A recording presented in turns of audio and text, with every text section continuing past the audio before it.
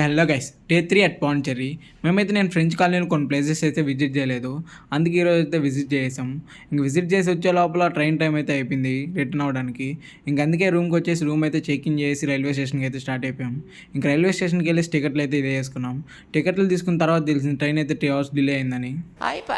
సర్లే అనేసి ట్రైన్లో కూర్చోంటే భోగిలకి ఏం చేయాలని మమ్మల్ని అయితే బయటకి అయితే పంపించేశారు. మాకున్న దరిద్రం ఇంకెవరికి ఉన్నది అసలు.